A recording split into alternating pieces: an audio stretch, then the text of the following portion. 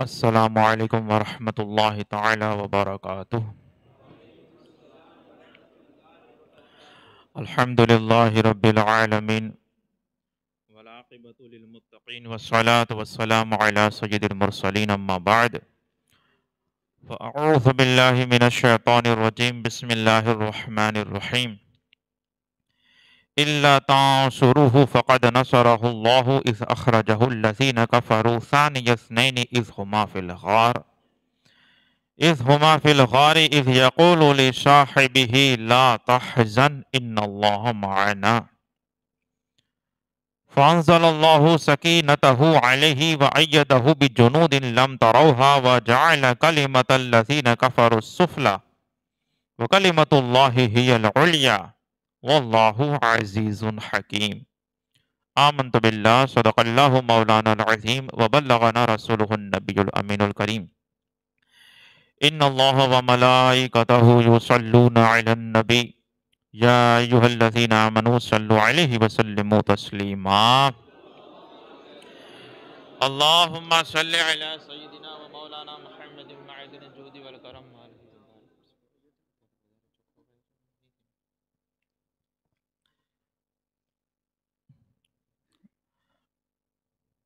آج ہم اور آپ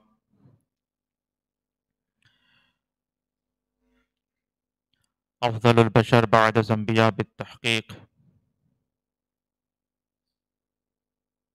اور حضرت سیدنا ابو بکر صدیق رضی اللہ تعالیٰ عنہ کی شان میں اور آپ کی بارگاہ میں خراج عقیدت پیش کرنے کے لیے جمع ہوئے ہیں۔ حضرت سیدنا ابو بکر صدیق رضی اللہ تعالیٰ عنہ کی ذات وہ ذات ہے کہ امت کے کچھ شر پسند لوگوں کے علاوہ آپ کی ذات کے بارے میں کبھی کوئی ایسی بری باتیں اور گندے عقیدے نہیں بنائے گئے۔ حضرت ابو بکر صدیق اور اہل سنت و جماعت جو حق چار یار کا نعرہ لگاتے ہیں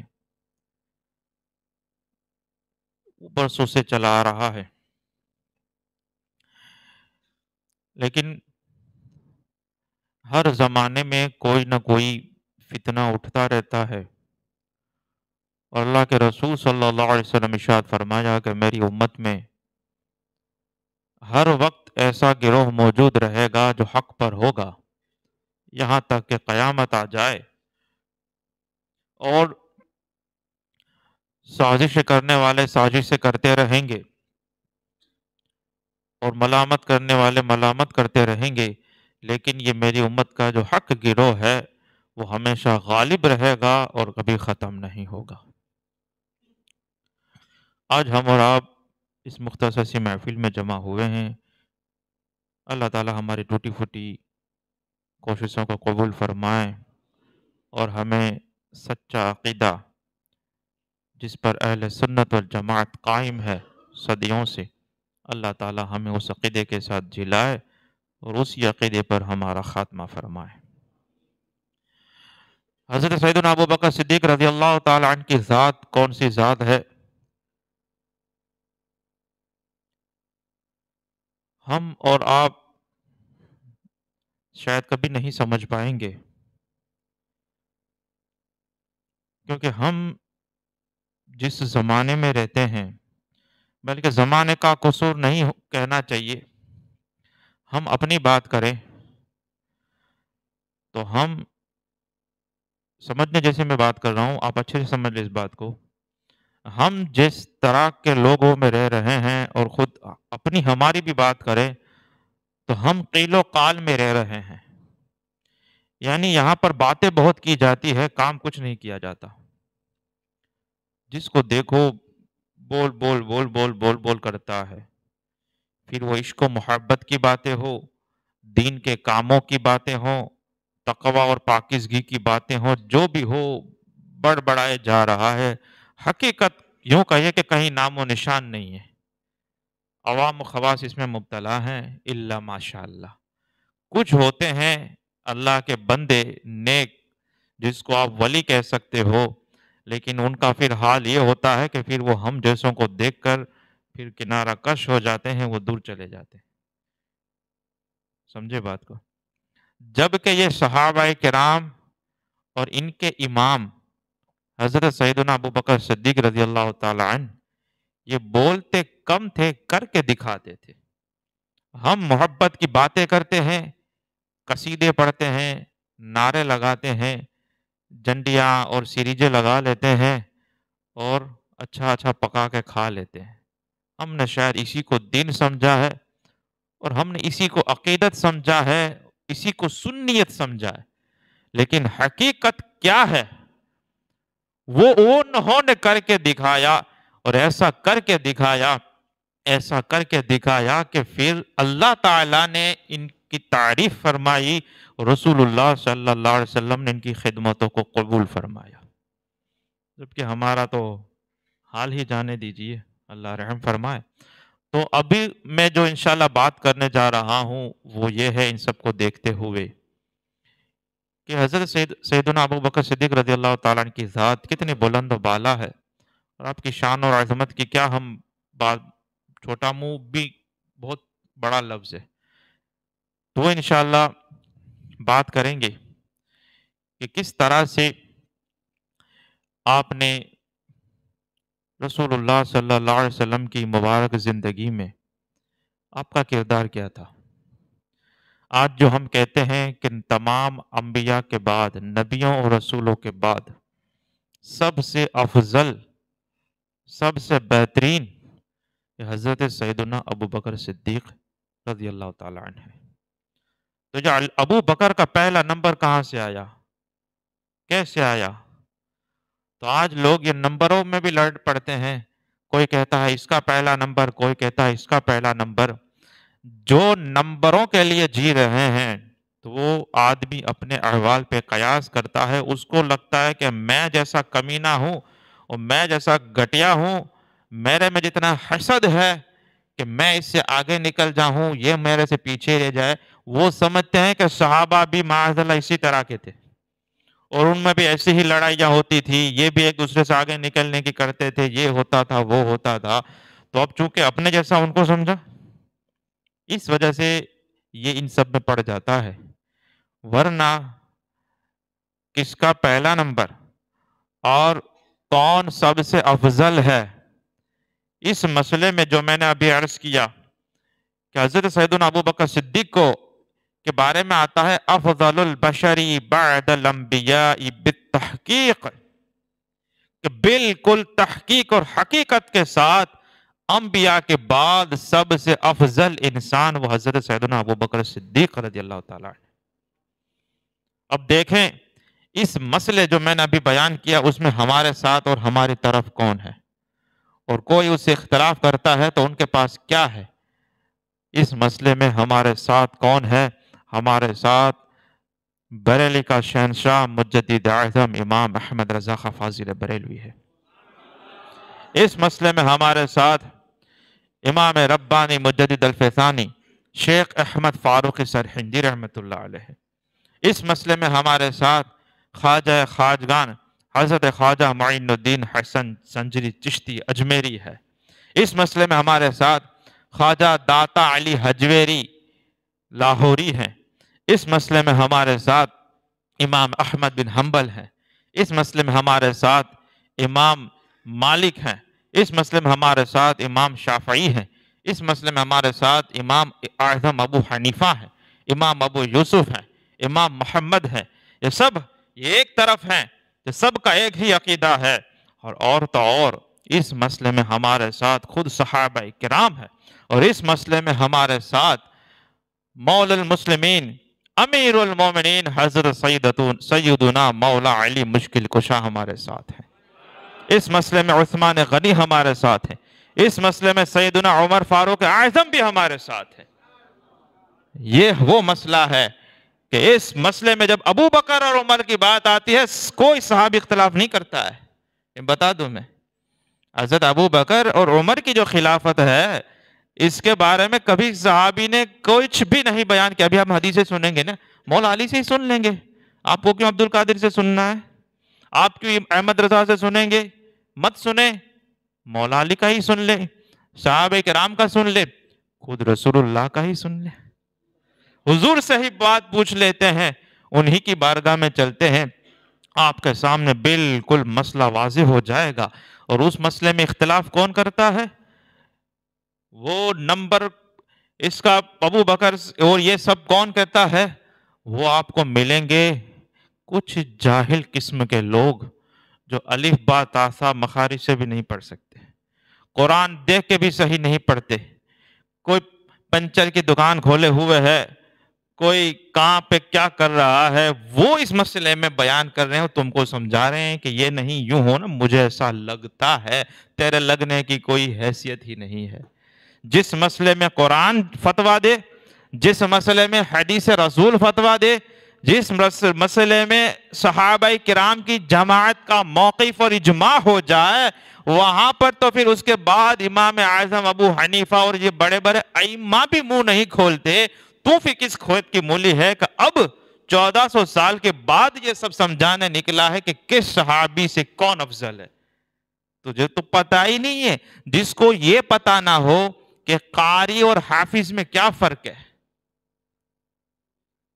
جس کو یہ پتہ نہ ہو کہ قاری اور حافظ میں کیا فرق ہے, عالم اور فاضل میں کیا فرق ہے, مفتی اور محدث میں کیا فرق ہے, وہ تم کو فرق بتائے گا کہ ابو بکر اور علی میں کیا فرق ہے.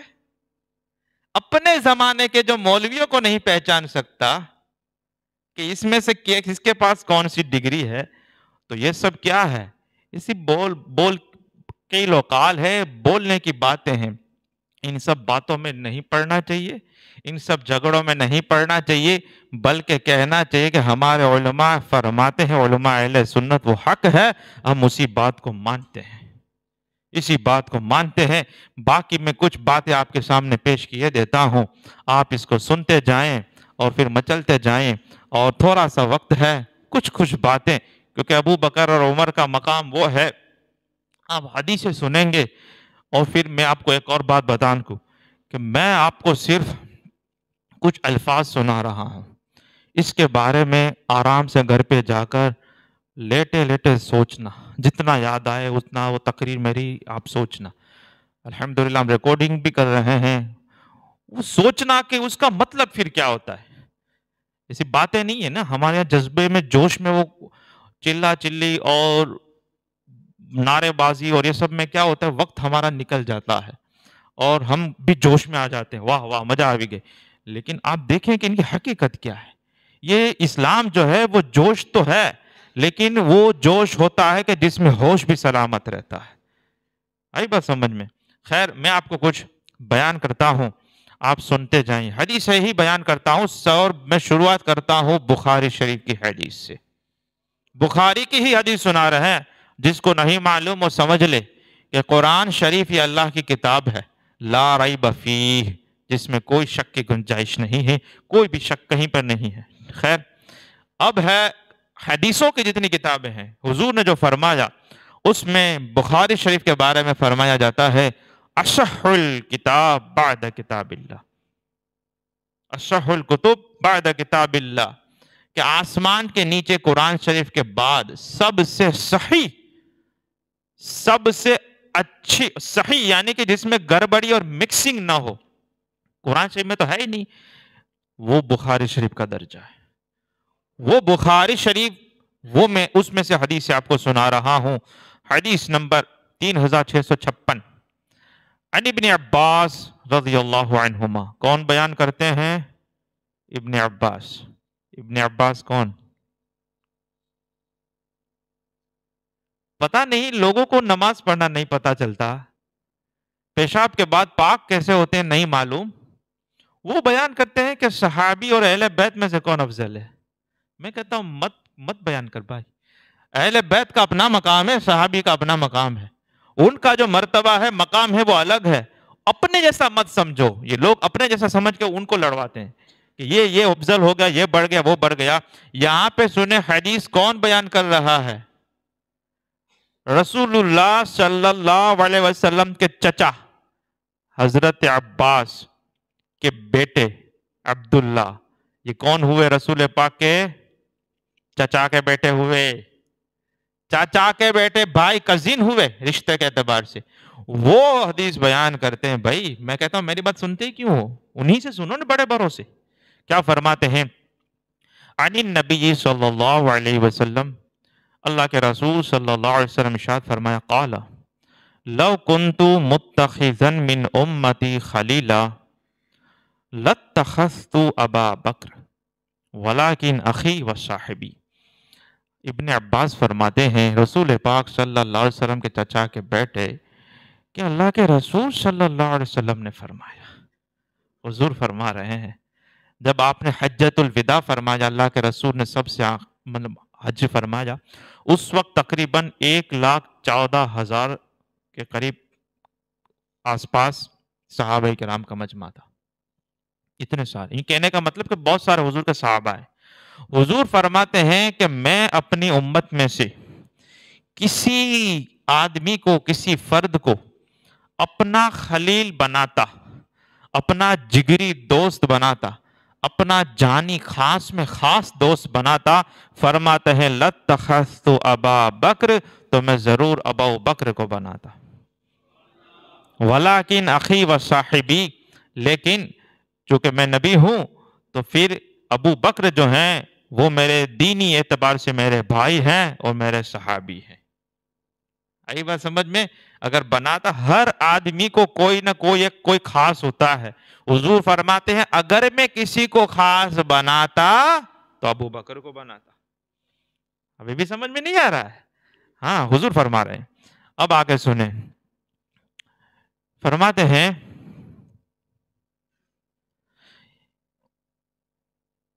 یہ بھی بخاری شریف کی حدیث ہے، کافی حدیثیں ہیں، انشاءاللہ وہ بعد میں سناؤں گا۔ یہ سنائیں، یہ سنتے ہیں، یہ ہے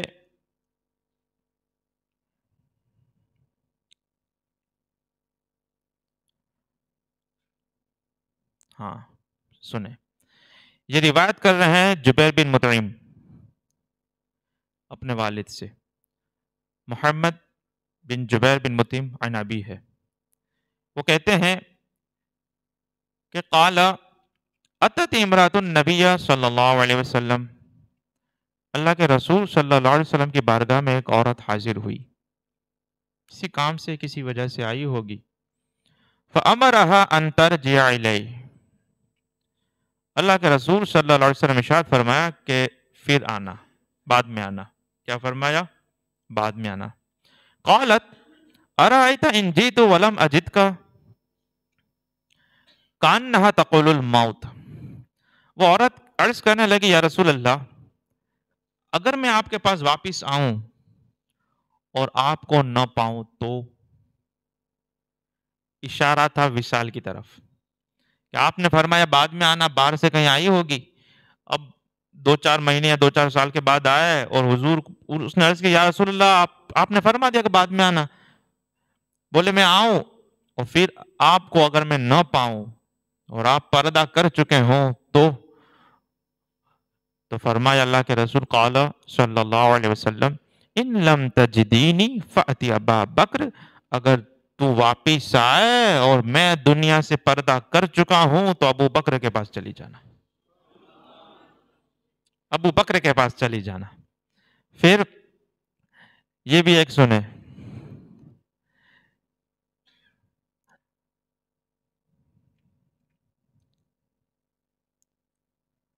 فرماتے ہیں ابو ہریرہ رضی اللہ تعالی عنہ قال سمعت رسول اللہ صلی اللہ علیہ وسلم یقول، میں نے رسول پاک صلی اللہ علیہ وسلم کو خود فرماتے ہوئے سنا ہے۔ ابو ہریرہ فرماتے ہیں میں نے حضور فرما رہے تھے، میں نے سنا ہے، فرماتے ہیں من انفق زوجین من شیء من الاشیاء فی سبیل اللہ دعی من ابواب یعنی الجنہ یا عبداللہ ھذا خیر۔ فرماتے ہیں رسول پاک صلی اللہ علیہ وسلم جس نے اللہ کے راستے میں کسی چیز کا ایک جوڑا زوجین خرچ کیا، مثلا 2 روپے 2 کپڑے 2 گھوڑے، کسی طرح کی یہ 2 جوڑ جب پیش کی تو اسے جنت کے دروازوں سے بلایا جائے گا کہ اے اللہ کے بندے ادھر آ. پھر فرماتے فمن کان من اہل الصلاۃ دعی من باب الصلاۃ، نمازی کو جنت کے باب الصلاۃ سے پکارا جائے گا کہ ادھر سے اندر میں آ جا. ومن کان من اہل الجہاد دعی من باب الجہاد، اور جو مجاہد ہوگا جہاد کرنے والا اس کو باب جہاد سے پکارا جائے گا جنت کے دروازوں میں سے. ومن کان من اہل الصدقہ دعی من باب الصدقہ، اور جو صدقہ و خیرات کرنے والا ہوگا دنیا میں کثرت سے اس کو باب صدقہ سے پکارا جائے گا جنت میں کہ یہاں سے آ جا. ومن کان من اہل الصیام دعی من باب الصیام و باب الریان، اور جو روزے دار ہوگا روزہ کثرت سے رکھنے والا روزے والے کو جنت کے باب الریان روزے کے دروازے سے پکارا جائے گا کہ اندر میں آ جا. کون فرما رہا ہے؟ رسول پاک صلی اللہ علیہ وسلم. غیب کی خبریں تو وہی بیان کریں گے نا، ایسی باتیں تو وہی بتائیں گے نا. صحابہ کرام سن رہے ہیں. ابو ہریرہ روایت فرماتے ہیں فقال ابو بکر، یہ سب سننے کے بعد عاشق اکبر ابو بکر صدیق نے عرض کی ما علی ھذا الذی یدعى من تلک الابواب من ضرورہ وقال هل یدعى منها كلها احد یا رسول اللہ. حضرت ابو بکر صدیق نے عرض کی کہ یا رسول اللہ، کسی ایک بھی دروازے سے پکارا جائے تو آدمی کا تو کام ہو گیا جائے گا نا، جنت میں داخلہ تو ہو ہی جائے گا، تو ویسے ضرورت نہیں ہے. لیکن کیا یا رسول اللہ ایسا بھی ہو سکتا ہے کہ کسی کو سب دروازوں سے پکارا جائے؟ اتنا نیک ہو، روزے والے دروازے سے بھی پکارا جائے، صدقے والے دروازے سے بھی پکارا جائے، جہاد والے سے بھی، صدقے والے سے بھی، سب دروازوں سے پکارا جا کہ اے اللہ کے بندے ادھر سے آ جا، ادھر سے آ جا، ادھر سے آ جا، جہاں سے جی چاہے آ جا. وہ فرمایا عرض کی یا رسول اللہ، کسی بھی ایک بھی دروازے سے آواز ہو جائے تو اب کام ہو جائے گا بندے کا، لیکن کیا ایسا بھی ہو سکتا گا یا کوئی ایسا بھی بندہ ہوگا کہ جس کو سب دروازوں سے پکارا جائے؟ حضور نے ارشاد فرمایا قال نعم وارجو ان تکون منہم یا ابا بکر، کہاں اے ابو بکر ایسا بھی ہوگا اور مجھے امید ہے کہ تم ہی وہ شخص ہو کہ جس کو سارے دروازوں سے پکارا جائے گا. سارے دروازوں سے تمہیں وہ اختیار دیا جائے گا کہ تم ادھر سے بھی آ جاؤ، ادھر سے بھی آ جاؤ، ادھر سے بھی آ جاؤ. پھر ایک مرتبہ اللہ کے رسول صلی اللہ علیہ وسلم ارشاد فرمایا، بیٹھے ہوئے تھے مجلس میں، ہم بیٹھے ہوئے ہیں نا، وہ حضور کی سنت ہے. آپ اسی طرح ارشاد فرماتے تھے. زمانے کے اعتبار سے طریقے بدلتے ہیں، ہم مائک میں بولتے ہیں، پھر اسپیشل پروگرام رکھنا پڑتا ہے، اعلان کرنا پڑتا ہے. اس زمانے میں حضور کے پاس آدمی آ کر بیٹھ ہی جاتا تھا اور جو وہ ملتا وہیں سے تو سب لینا تھا. ایک مرتبہ اللہ کے رسول صلی اللہ علیہ وسلم ارشاد فرمایا کہ جنت میں ایک شخص داخل ہوگا. جب وہ شخص داخل ہوگا تو جنت کے ایک ایک محلے اور ایک ایک خطے اور حصے سے لوگ اس کو دیکھنے لگیں گے اور ہر جگہ سے آواز آئے گی مرحبا مرحبا، ہمارے یہاں تشریف لائے، ہمارے یہاں آئے. وہ والا کہے گا ہمارے یہاں آ جائے، وہ والا کہے گا ہمارے یہاں تشریف لائے، وہ والا کہے گا ہمارے یہاں تشریف لائے. جیسے کوئی ہمارے بڑے حضرت یا کوئی ہمارے مقدس کوئی ہستی آتی ہے یا کوئی پیر صاحب آتے ہیں تو جیسے ہر آدمی چاہتا ہے کہ میرے پاس آئیں، ہمارے گھر پر آئیں، ہمارے دکان پر آئیں. اب اس طرح آدمی کا ہوتا ہے نا کہ ان کے قدم اس طرح سے کہتے ہیں. اللہ کے رسول فرماتے ہیں کہ ایک شخص جنت میں جب داخل ہوگا تو سارے جنتی ہر جگہ سے پکاریں گے. وہ کہے گا یہاں پر آ جاؤ، وہ کہے گا مرحبا مرحبا یہاں پر، یعنی دھوم دھام سے استقبال ہوگا. ہر طرح پہ مرحبا مرحبا ہونے لگے گا. ہم اس طرف تشریف لائے، اس طرف آئیں، یا ہمارے یہاں تشریف لائے، ہمارے یہاں، سب ایسے بولیں گے. جب حضور نے خبر دی، جب خبر دی اور ارشاد فرمایا تو سننے والوں میں حضرت ابوبکر صدیق بھی جلوہ فرماتے. عرض کی اب دیکھو عاجزی ان کے سارے دیکھو، اور ان کا ہم تو کبھی کوئی فضیلت سنتے ہیں نا، جیسے ابھی سنا باب جنت، صدقے کا دروازہ، روزے کا دروازہ. اب ہم نے کبھی 200-500 دیا ہوتا تو ہم کو لگتا ہے کہ ہم کو تو صدقے کے دروازے سے پکارا ہی جائے گا. یعنی ہمارا تو حال یہ ہوتا ہے، کبھی 2 رکعت پڑھ لیتے تو ہم کو لگتا ہے کہ ہم تو پھر نماز والے دروازے سے چلے جائیں گے. رمضان کے روزے کیسے رکھتے ہیں اللہ جانتا ہے. لیکن ہمارا یہ ہوتا ہے کہ جب بھی کوئی فضیلت سنتے ہیں ہم کو لگتا ہے کہ اپریج بات تھا. یہ کسی بھی فضیلت سنتے ہیں تو آج ہمیں یہ لگتا ہے کہ بس اپروج کی وجہ، لیکن یہ سب سنا صحابہ کرام سن رہے ہیں، لیکن ان کا کیا حال تھا. ابو بکر صدیق نے کہا یا رسول اللہ، کیا وہ جنت میں جب سب داخل ہوگا وہ شخص تو کیا ہم بھی اس آدمی کو دیکھ سکیں گے؟ ہم جیسے لوگ بھی ان کو دیکھ سکیں گے؟ اتنا معزز، اتنا عزت والا کہ وہ داخل ہوتا ہے تو سارے جنتی یہ استقبال کر رہے ہیں اور یہ دعوت دے رہے ہیں کہ حضرت ہمارے یہاں اس طرف اس طرف اس طرف، مرحبا مرحبا. کیا ہم بھی اس کو دیکھ سکتے ہیں؟ کیا ہم بھی اس کو دیکھ سکیں گے؟ جب یہ عرض کی، حضور نے ارشاد فرمایا ابو بکر وہ شخص تم ہی تو ہو، تم ہی تو ہو وہ کہ جب تم جنت میں داخل ہوگے سارے جنتی یہ شور مچائیں گے اور استقبال کریں گے کہ ابو بکر اس طرف آ جاؤ، ابو بکر اس طرف آ جاؤ. اب مجھے بتاؤ، ہمارے تو نماز کی مارا ماری ہے نا، پڑھ بھی لیتے ہیں تو کیسی پڑھتے ہیں؟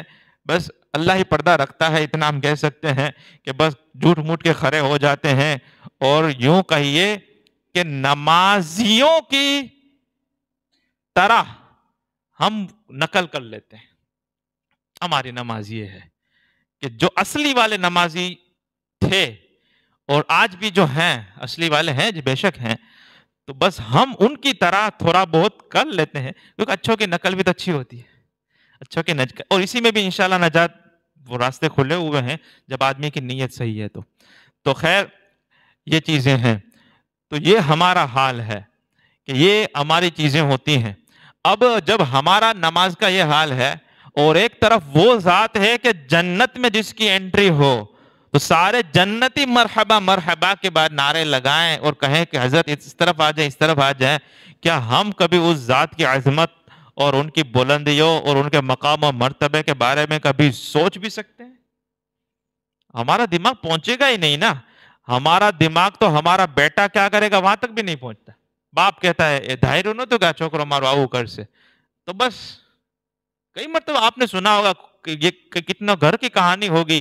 آدمی کہتا ہے میں نے خبر نوتی کہ ہمارو دیکرو آم کر سے، کہ ہمارو چھوکرو آم کر سے، کہ ہمارو بھائی آم کر سے. یعنی جس کو تم نے پیدا کیا، جس کو بڑا کیا، اس کے بارے میں ہمارا اندازہ نہیں ہم لگا سکتے کہ یہ کر سکتا ہے یا کرے گا. اور ابو بکر صدیق اور مولا علی کے بارے میں تو کیا بول رہا ہے؟ خاموش خاموش. اللہ کے رسول نے ارشاد فرمایا اللہ اللہ فی اصحابی، میرے صحابہ کے بارے میں ڈرو، اللہ سے ڈرو، اللہ سے ڈرو. جب ان کی بات کی جائے تو اپنی زبان کو خاموش رکھو. جب بھی نام لیا جائے تو عزت کے ساتھ اور تعظیم کے ساتھ نام لیا جائے. یہ چیز ہوئی. اب کچھ ترمذی شریف کی بھی حدیث ہے. اچھا یہ بخاری شریف کی حدیث میں ایک سنا دیتا ہوں، ایمان تازہ ہو جائے گا. درود شریف پڑھ لے ایک مرتبہ.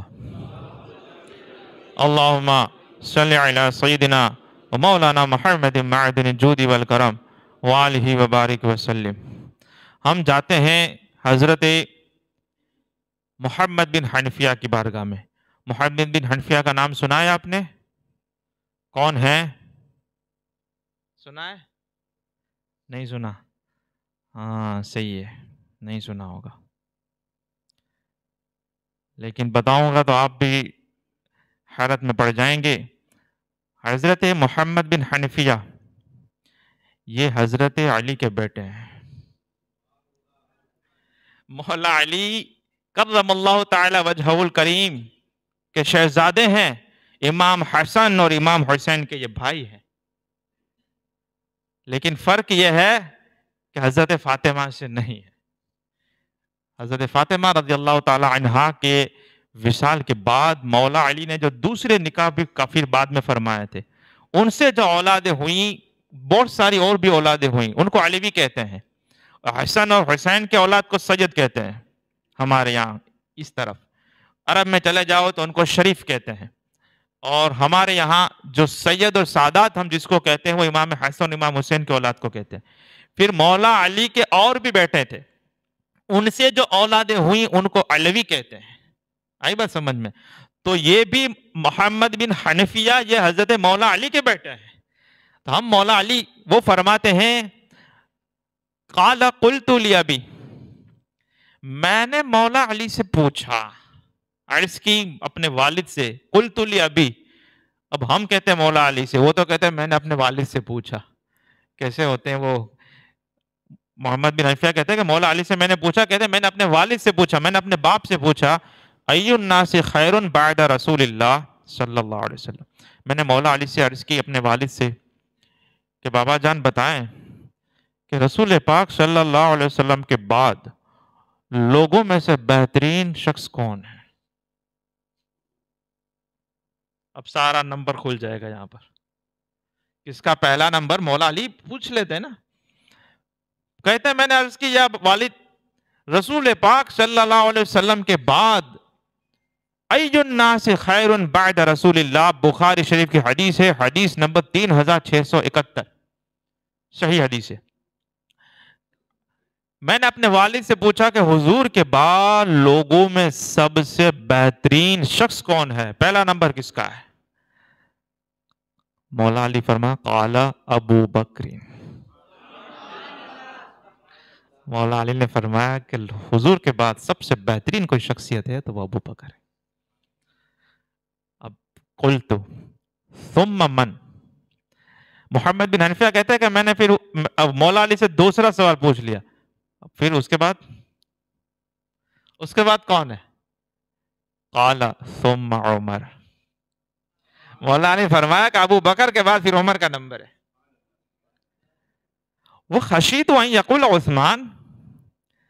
محمد بن حنفیہ کہتے ہیں کہ پھر مجھے ڈر لگا کہ اب یہ عثمان کا نام لیں گے، تو اب میں نے یہ نہیں پوچھا کہ اب اس کے بعد کون افضل ہے، میں نے سیدھا یہ کہا عمر کے بعد، یہ نہیں کہا کہ پھر اس کے بعد کیا، اس کے بعد کون، میں نے سیدھے کہا کہ ثم انت، پھر تو آپ ہی ہوں گے عمر کے بعد. تو وہ تو پھر مولا علی تو پھر مولا علی ہے جس کو فرماتے ہیں ما انا الا رجل من المسلمین، میں تو ایک عام مسلمان ہوں. وہ ان کی عاجزی انکساری ہے، لیکن ہر کوئی جانتا ہے کہ مولا علی کا مقام کیا ہے. تمام صحابہ کرام میں سب سے بہترین جو صحابہ کرام جو ہیں وہ صاحب رضوان، بیعت رضوان جنہوں نے کی تقریباً 1400-1500 صحابہ کرام ہوتے ہیں. اس کے بعد وہ ہیں جو احد اور بدر میں شریک ہوئے، اس کے بعد ہیں جو بدر میں شریک ہوئے، اس کے بعد ہے بدر والے صحابہ کرام سب سے بہترین ہیں. بدری صحابہ کرام میں سے بھی بہترین ہے عشر مبشرہ، جو 10 صحابہ کرام کی پوری جماعت ہے، وہ 10 جن کو جنت کا مزدہ ملا، اس مبارک جماعت پہ لاکھوں سلام. وہ عشر مبشرہ کی جماعت ہے جو سب صحابہ کرام میں یہ 10 کا نمبر آتا ہے. ان 10 میں سے سب سے افضل جو ہیں وہ 4 ہیں جس کو خلفائے راشدین کہتے ہیں. یعنی یہ سب ٹاپ لیول کے ہیں، سمجھے بات. ہم تو آج ہمارے امام تک نہیں پہنچے اور سیدھا وہاں تک پہنچ گئے سیدھی. یہاں پر ہمارا حال یہ ہے کہ اگر امام صاحب نے تیسری رکعت پر سلام پھیر دیا، پھر گھوم کے پوچھا 3 پیری کے 4 پیری، تو لوگ بوگھے کی طرح دیکھتے ہیں، جیسے کوئی چائنیز میں سوال پوچھ لیا اور لوگوں کو لگتا ہے کہ یہ مصیبت میرے سر کہاں پی ہے. اور کچھ لوگ تو وہ ہوتے ہیں مشکل سے پہلے صف میں کھڑے ہوں گے، امام کے پیچھے ڈرتے ہیں، باجو منو پورے ہوئے. اس میں بھی پوچھ لیا تو بولے پہلی جو وقت پورے نے مولا نے پوچھی لی تو. اور پھر وہ باہر نکل کے کہتا ہے મને લાગે છે કે પહેલો નંબર આનો છે ને અબુ બકર સિદ્દીકનો આમ હતો ને ખિલાફત રેવા દે ભાઈ, તારો વિષય નથી, રેવા દે. تیرے کو بھی نماز کی رکعت میں خبر نہیں پڑتی ہے، یہ تیرا یہ حق بھی نہیں ہے اور تیری سمجھ بھی نہیں ہے. اور دیکھنے والی بات یہ ہے کہ جس کو سمجھ نہیں ہے وہی سب یہ باتیں چھیڑتا ہے. سمجھدار ہے وہ تو خاموش ادب سے کھڑے ہیں. وہ کہتے ہیں ہمیں تو جو پہنچا ہے، کیونکہ دین یہ گھر کا وشے نہیں ہے، وہ ہے جو اللہ نے نازل فرمایا ہے، وہ ہے جو اللہ کے رسول صلی اللہ علیہ وسلم لے کر تشریف لے آئے. اور مسلمان وہی ہوتا ہے جو اللہ رسول کی طرف سے آئے، وہ اپنی گردن جھکا دے، چوں چوں نہ کرے، اگر مگر نہ کرے، اپنی ہوشیاری اور ڈنگے نہ مارے. جب اپنی گردن جھکاتا ہے تب جا کے وہ پکا مومن اور پکا مسلمان ہوتا ہے. تو ہمارا وہ وشے ہے ہی نہیں، اور یہاں پر یہ تذکرہ چھیڑ رہا ہے. اور اس کے علم کا علم کیا ہے جو میں نے رکعت والا کہا، اور جو کہا کہ دین کو گھر کا سمجھا، اس بیچارے کی گھر پہ بھی نہیں چلتی. مشکل سے سال کے بیچ والے دن 2-4-5 سال میں گھر پہ وہ مہنگا سا ڈریس لے کر اپنی بیوی کے لیے اکیلا خریدی بھی نہیں کر سکتا ہے، ساتھ میں لے جانا پڑتا ہے. کیونکہ یہ گلابی لے کر جائے گا وہ ریجیکٹ کرے گی، بولے گا میرے کو بلو والا چاہیے، آ تو پہرو تو. بیچارہ اپنی بیوی کا جو کپڑا نہیں خرید سکتا اپنی مرضی سے، وہ ابو بکر اور عمر اور عثمان و علی کے بارے میں بات کرتا ہے. سچ بولتا ہوں میں سب جانتا ہوں آپ لوگوں کو بھی. ویسے آپ تو اچھے ہوں بیٹھے ہوں، لیکن یہ حقیقت بیان کرتا ہوں، یہ سب ایسے ہی لوگ ہوتے ہیں کہ جن کو اتنی سمجھ نہیں ہوتی کہ یہ کپڑوں اپنے گھر میں وہ نہیں چلا سکتے، وہ دین کے ایسے مسئلے پر جس پر کسی کا اختلاف ہی نہیں ہے، جس کے بارے میں سید مخدوم اشرف جہانگیر سمنانی، تاریخ سلطنت سمنان کی سلطنت کو چھوڑنے والے، بادشاہت کو چھوڑ کر یا اللہ کی محبت میں نکلنے والے، تبھی تو وہ غوث زماں ہو گئے. پھر ایسے ہی تو نہیں ملتی پھر ولایتیں. وہ اپنی سلطنت کو چھوڑا، وہ سید گھرانے کا اور اہل بیت کے خاندان کا یہ شہسوار حضرت خواجہ یہ مخدوم اشرف جہانگیر سمنانی کی چھوچوی رحمت اللہ تعالی علیہ، وہ فرماتے ہیں کہ امت میں سب سے افضل جو ہیں وہ حضرت ابو بکر صدیق کی ذات ہے. تو پھر کیوں ٹائی ٹائی کر رہا ہے؟ آئی بات سمجھ میں؟ خیر، یہ کچھ میں نے حدیث بیان کی آپ کی بارگاہ میں کہ یہ اس طرح سے روایتیں ہمیں ملتی ہیں. اور ایک اور بھی سن لیں. حضرت حذیفہ فرماتے ہیں قال كنا جلوسا عند النبی صلی اللہ علیہ وسلم. حضرت حذیفہ فرماتے ہیں صحابی رسول کہ ہم رسول پاک صلی اللہ علیہ وسلم کے محفل میں بیٹھے ہوئے تھے. اللہ کے رسول صلی اللہ علیہ وسلم نے ارشاد فرمایا فقال انی لا ادری ما بقائی فیکم فقتدوا باللذین من بعدی. حضور حذیفہ فرماتے ہیں کہ رسول پاک کے پاس ہم بیٹھے ہوئے تھے اور اللہ کے رسول نے ارشاد فرمایا میں نہیں جانتا کہ اب میں تمہارے درمیان کتنا وقت رہوں، یعنی اب میرے دنیا سے جانے کا وقت آ گیا ہے، میں نہیں جانتا کہ میں تمہارے بیچ میں اب کتنا عرصہ گزاروں اور کتنا رہوں. تو فرمایا فقتدوا باللذین من بعدی، لیکن میرے جانے کے بعد ان دو حضرات کی پیروی کرنا. واشار الی ابی بکر و عمر، اور آپ نے ابو بکر اور عمر کی طرف اشارہ فرمایا کہ میں چلا جاؤں تو ان دونوں کو پکڑ کے رکھنا، ان کی پیروی کرنا، فقتدوا اقتدا کرنا. تو یہ سب آپ نے دیکھا، ایسی کافی ساری باتیں ہیں کہ جن میں اس طرح کے ہمیں روایتیں ملتی ہیں. لہذا امت نے پھر اس معاملے میں اختلاف نہیں فرمایا. اور ابو بکر کی ذات ہی وہ ذات تھی کہ جب آپ کو خلیفہ بنایا گیا تو امت کے فتنے دب گئے. ابو بکر کے سوا پھر دوسرے ہستیوں میں یہ اختلاف ہوتا تھا، کوئی مانتا نہیں مانتا. حضرت ابو بکر ہی وہ تھے کہ جب ان کا نام آیا اور پھر ان کے بعد عمر کا، جب حضرت ابو بکر نے دیکھا کہ یہ سب معاملہ ہوئے، جب آپ کے جانے کا وقت ہوا تو آپ نے حضرت عمر کا نام پھر مشورہ کیا، سب سے میٹنگیں کی، مشورہ کیا، سب نام لیا. پھر کہا اے لوگوں مجھے لگتا ہے کہ میں چلا جاؤں گا، اور میں نے رسول اللہ کے بعد دیکھا کہ لوگوں میں اگر مت متانتر اور مت بھید نہ ہو، اس لیے میں اپنے جانے کے بعد اپنا نائب چن کے جاتا ہوں، اس کو نائب بناؤں گا. جب یہ کہا حضرت مولا علی کھڑے ہو گئے اور کہا اے ابو بکر اگر عمر کے سوا کسی کو نائب بناؤ گے تو ہمیں منظور نہیں ہے. عمر کے سوا اگر بناؤ گے تو پھر ہمیں منظور نہیں ہوگا. یعنی ابو بکر اور عمر وہ ہیں کہ جس کے بارے میں ساری امت پھر یہ اتفاق کرتی ہے کہاں یہ ٹھیک ہے. آئی بات سمجھ میں؟ تو یہ جو ہے نور آدمی جس کو قرآن صحیح پڑھنا نہیں آتا ہے، وہ اگر ایسی ایسی باتیں کرتے ہیں اس کو میں کو پوچھتا ہوں کہ آپ یہ سب صرف ابو بکر عمر عثمان علی کا نام عربی میں لکھ کے دکھا دو، لکھ کے دکھا، اور جہاں پہ عین آتا ہے یا حمزہ آتا ہے صرف وہی بتا دے تو پتہ چل جائے گا کہ اس کا علمی مقام کیا ہے. وہ اسی طرح کے لوگ ہوتے ہیں. اللہ تعالیٰ ایسی سب فتنوں سے ہماری حفاظت فرمائے. یہ کچھ فضیلت کی بات ہوئی. اور پریکٹیکل بھی دیکھیں، جیسے میں نے شروع میں کہا ہم باتیں بناتے رہتے ہیں، وہ کر کے دکھاتے تھے. وہ کیسا کر کے دکھاتے تھے؟ ہجرت کی شب تھی اور ہجرت کی رات کا کیا حال تھا کہ اللہ کے رسول صلی اللہ علیہ وسلم ابو بکر صدیق کو لے کر جب نکلے، راستے میں کیا ہوتا تھا، بہت لمبا واقعات ہیں. میں ایک دو پہلو بس آپ کو بتا دیتا ہوں. یہ ہوا حضرت ابو بکر صدیق چل رہے ہیں، اللہ کے رسول صلی اللہ علیہ وسلم ساتھ میں چل رہے ہیں. اچانک سے حضرت ابو بکر صدیق حضور کے آگے چلے گئے، آگے آگے آگے آگے آگے چل رہے ہیں. تھوڑی دیر ہوئی، اچانک سے پھر پیچھے آ گئے، پیچھے پیچھے پیچھے پیچھے چل رہے ہیں. تھوڑی دیر ہوتی ہے تو دائیں جانب یہ اس طرف چلے، یعنی ہم دو آدمی جا رہے ہیں تو ہم کس طرح سے جائیں گے؟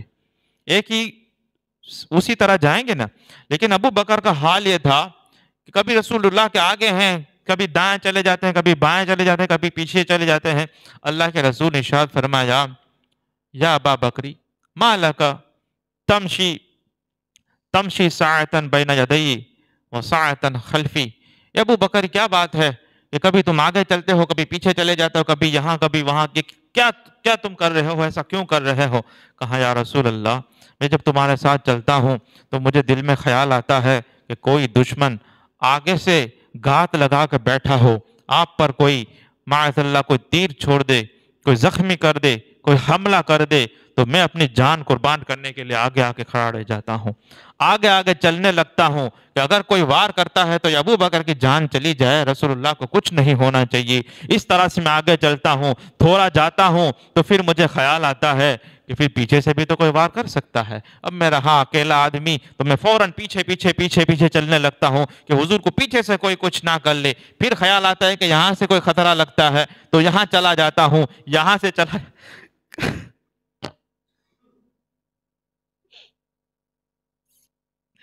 اصلی لوگ تھے یہ، اکیلا آدمی ہے، چاروں طرف ہیں، چاروں طرف اکیلا لڑ رہا ہے، یہ سچے لوگ تھے۔ ہمارا تو اللہ رحم کمار ہے، اکیلا آدمی اس طرح سے کر رہا ہے حضور، تب قربانیاں پھر قبول ہوتی ہے نا، تب افضلیت بشر وہ ملتی ہے۔ یہ فرمایا کہ ابو بکر کو فضیلت یہ زیادہ نماز اور زیادہ روزوں سے نہیں ملی۔ ہم 5 وقت کی نماز، قیامت تک 5 وقت کی نماز ہی فرض ہے، سارے صحابہ کرام نے 5 وقت کی نماز ہی فرض پڑھی ہے، جمعہ ایک ہی پڑھا ہے ہفتے میں، عید ایک ہی 2 ہی واجب ہوتی ہے پورے سال میں، ابو بکر نے وہی پڑھی ہے، روزے وہی رمضان کے فرض ہیں، وہ کوئی 50 نمازیں فرض نہیں تھی ان پر، لیکن جو فضیلت تھی وہی دل میں وہ عشق رسول کا وہ ٹھاٹھے مارتا سمندر تھا، اور رسول پاک پر اپنا تن من دھن قربان کرنے کی جو صرف نیتیں نہیں تھی، وہ کر کے دکھاتے تھے، اس وجہ سے وہ اللہ اور اس کے رسول کی بارگاہ میں مقبول ہوتے تھے۔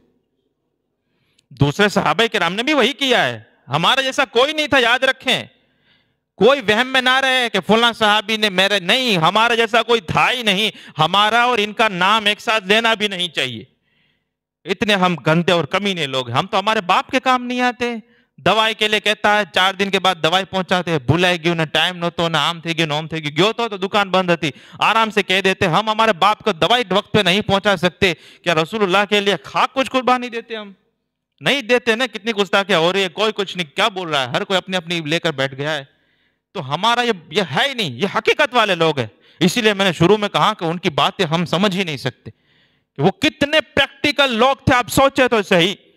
ایک ہے، اور پھر غار سور میں وہ سانپ والا واقعہ تو سب نے سنا ہوگا، سنا ہے نا سب نے، وہ میں آپ کو بیان نہیں کر رہا ہوں کیونکہ آپ نے سنا ہوا ہے، یہ کبھی سوچے تو صحیح یار، سوچے تو صحیح، اس کا مطلب کیا ہے، جان قربان کر رہے ہیں، اور اس طرح سے پریکٹیکلی طور پر، یعنی بعد میں پھر فضیلتیں ملتی ہیں نا، امتحان میں تو پتہ نہیں چلتا ہے نا، تیر لگتا کیا ہوتا۔ دوسرے صحابہ کرام خلیفہ تو بعد میں ہوئے ہیں نا، حضور کے پردہ فرمانے کے بعد صحابہ کرام نے بنایا کہ ابو بکر آپ اس منصب کے لائق ہو، اور حضور نے اپنی زندگی میں اشارے دیے تھے، جیسے امامت کے لیے اور یہ وہ بہت سارے اشارے ملے تھے، تو لیکن ابو بکر صدیق کی خواہش کیا تھی؟ وہ تو یہ تھی کہ حضور کے ہوتے ہوئے میں دنیا سے چلا جاؤں، ان کے بعد کی زندگی کیا کرنا ہے؟ تو سارے صحابہ کا یہی حال تھا، کوئی اس میں وہ مت سمجھیں آپ کہ صرف ابو بکر ایسا سوچتے تھے، دوسروں کا بھی یہی تھا نا، جان دے رہے ہیں، یہی ہجرت کی رات، ایک طرف ابو بکر یہ کر رہے ہیں، اور جب وہ کفار سب الگ الگ قبیلے سے لوگ آئے حملہ کرنے کے لیے، اور حضور صلی اللہ علیہ وسلم کے گھر مبارک کو گھیر لیا تھا کہ حضور کے بست جو نکلیں گے حملہ کریں گے، اگر حملہ کر دیتے تو وہ بستر پر کون تھا؟ سمجھ میں آ رہا ہے؟ کیا ہو رہا ہے سمجھ میں آ رہا ہے؟ اور یہ کوئی ایسا نہیں کہ چھپ چھپانے کی بات ہے، حضور فرما رہے ہیں علی تجھے سنا ہے، آج اللہ کا حکم ہے مجھے نکلنا ہے، تمہیں لیٹنا ہے یہاں پر، ہمیں تو پتا چلے باہر آواز آتی ہے تو گھر کے دروازے کھڑکیاں بند کر کے ہم سو جاتے ہیں، بھائی باہر کوئی نکلتا نہیں ہے، فلانے جگہ مام تھی ہوئی تیم تھی ہوئے، وہ پولٹری فارم کی مرغیاں کھا کھا کر آج مسلمان ویسے ہی ہو گئے ہیں، آئی بات سمجھ میں؟ وہ حقیقت والے تھے، سب اپنی اپنی قربانیاں دے رہے ہیں، لیکن ان قربانیوں میں سب سے آگے جو نکل گیا اس کو ابو بکر صدیق کہتے ہیں. سب سے آگے وہ نکل گئے.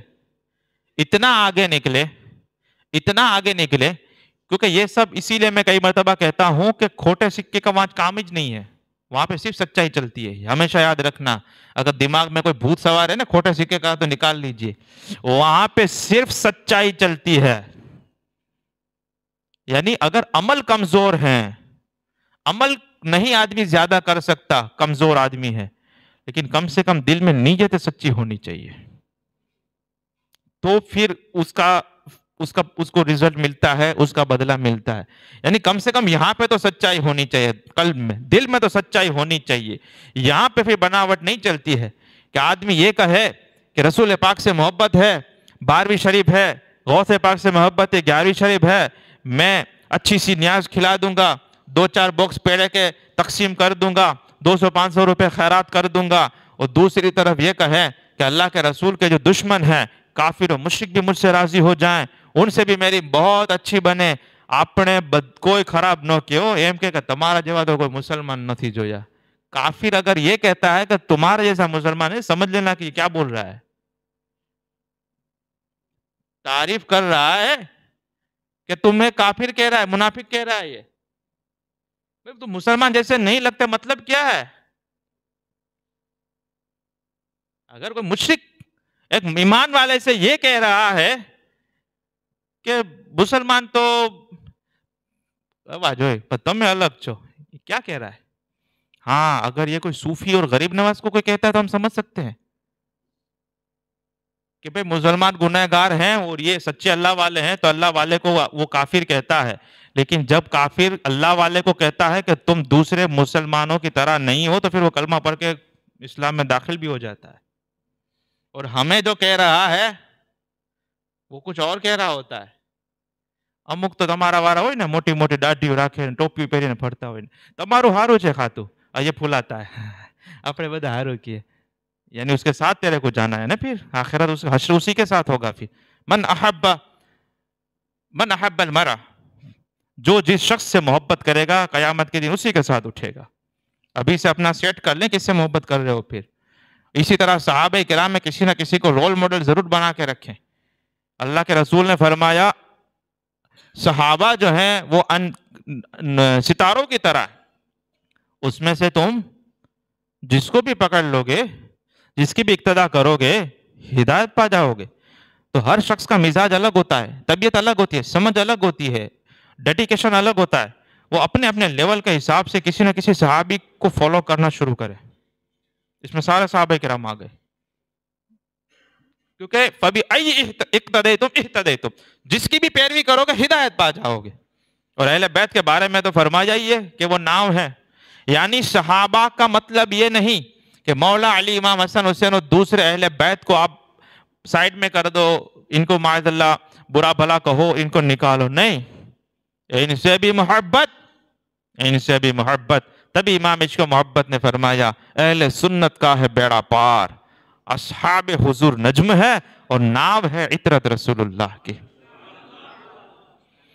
और अगर कोई सिर्फ अहले बैत की बात करता है, अबू बकर, उमर, उस्मान कोई नहीं चाहिए, मुझे दूसरे सहाबी की जरूरत नहीं है, तो सिर्फ नाव से भी दरिया पार नहीं होता है, दिशा और डायरेक्शन भी चाहिए. उसके लिए सितारों की जरूरत पड़ती है. सिर्फ सितारों से भी पार नहीं होता है, नाव की जरूरत भी पड़ती है. तो अहले बैत की कश्ती में बैठना है, सहाबा को देखकर मंजिल मकसूद तक पहुंचना है, तब तुम्हारा बेड़ा पार होगा, वरना तो खो जाओगे. दोनों में से किसी को भी छोड़ा गए काम से, किसी को भी छोड़ा गए काम से.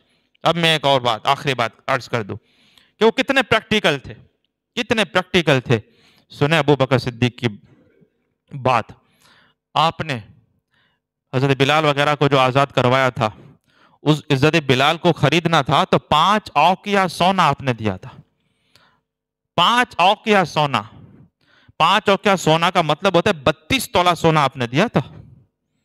खरीदी हो गई, सौदा हो गया. काफिरों ने कहा अबू बकर, हम तो तुम्हें बहुत अक्लमंद कहते थे, 5 औकिया सोना इस हबशी गुलाम की कीमत होती है. अगर तू एक औकिये पर अड़ जाता कि एक औकिया से ज्यादा नहीं दूंगा, تو بھی ہم بیچنے کے لیے تیار تھے۔ ابو بکر صدیق نے کہا کہ 5 اوقیہ سونا 33 تولہ سونے پر تم تعجب کرتے ہو، اگر تم 100 اوقیہ سونا مانگتے تو بھی میں دے دیتا تھا، کیونکہ یہ میں اپنے لیے خرید ہی نہیں رہا ہوں، میں یہ اس لیے خرید رہا ہوں کہ میرے محبوب محمد رسول اللہ پر یہ ایمان لایا، اللہ وحدہ لا شریک کو مانتا ہے، اس وجہ سے اس پر ظلم ہوتا ہے، میں اپنی حلال کمائی اس میں لگا کر اس کو خرید کر پھر آزاد کرنا چاہتا ہوں، اپنے لیے خریدا ہی نہیں ہے، اور جب خریدا ہی نہیں ہے تو میں اور میرا سارا مال اللہ تعالیٰ کے لیے ہے۔ یہ پریکٹیکل والے تھے، یہ پریکٹیکل والے تھے۔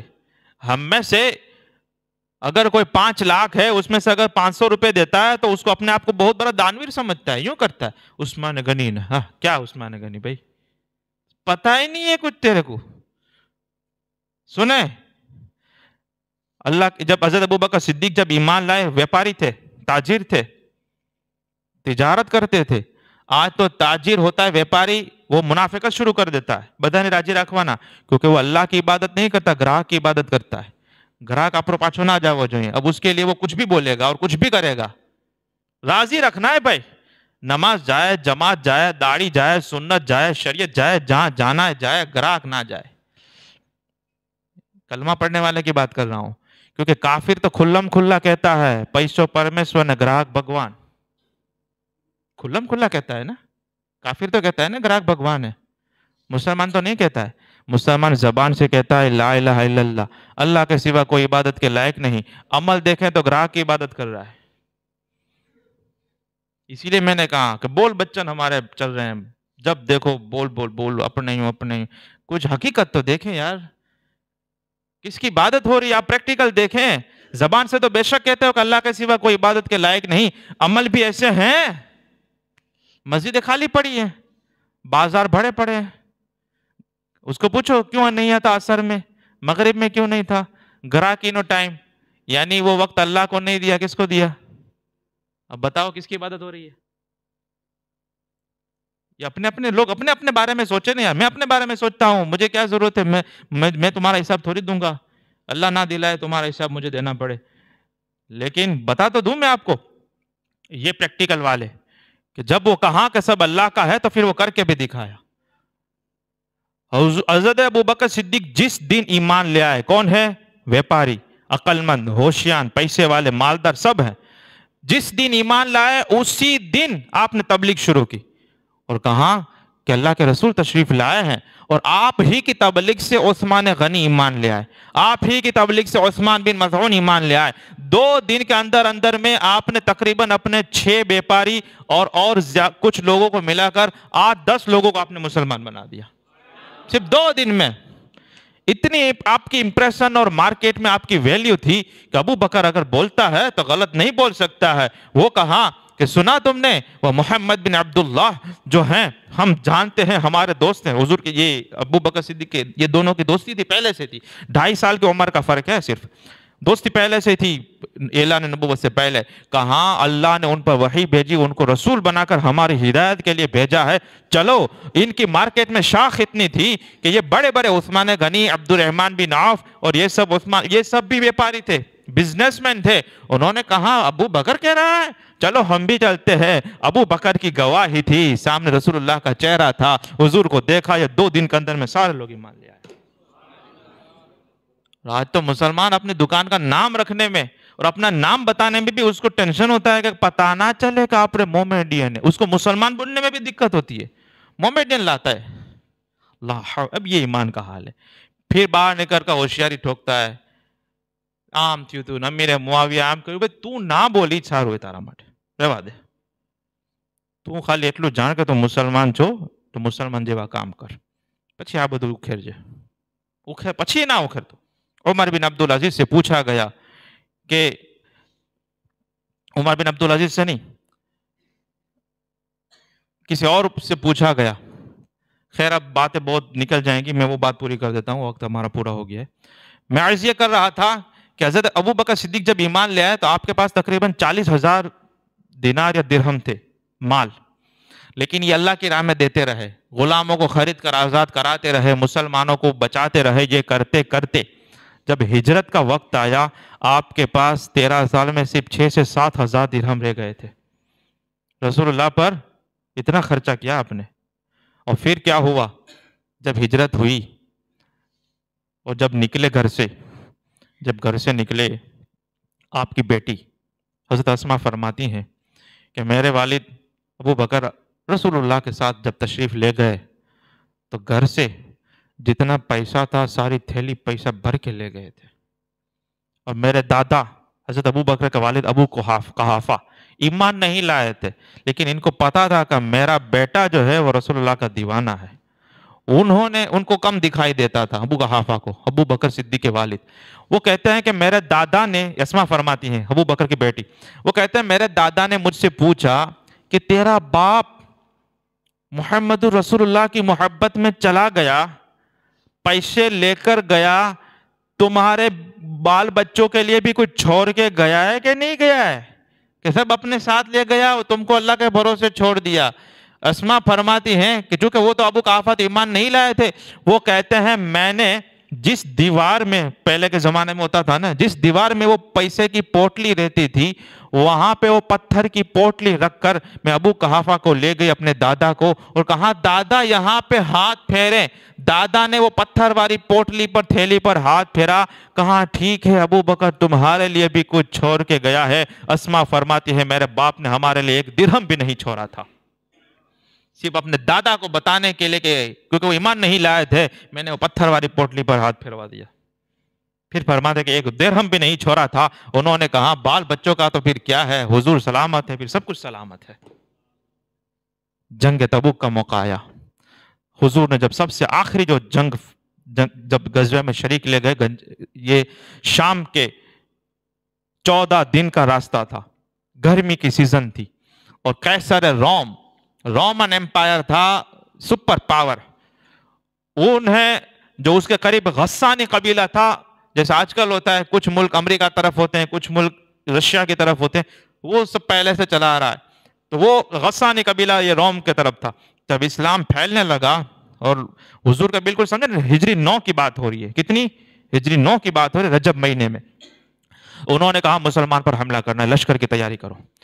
تو شام سے کئی ویپاری لوگ یہ زیتون کا تیل بیچنے کے لیے مدینہ آتے تھے. تو وہ آتے اور خبر دیتے کہ شام میں زبردست تیاری ہو رہی ہے مسلمانوں پر مدینہ پر چڑھائی کرنے کی. آج مسلمان کو پتا چلے کوئی حملہ کر رہا ہے تو کیا کرے گا، سب اپنا حلیہ بھی بدل دے گا نا، وہ کیا تو نا اپنے امن پسند ہے. رسول اللہ کو پتا چلا، صحابہ کرام کو پتا چلا، اور حضور کی ایک سنت تھی، جب پتا چلتا کہ دشمن حملہ کرنے والا ہے، دشمن کو موقع ملے اس سے پہلے خود ہی حملہ فرما دیتے تھے.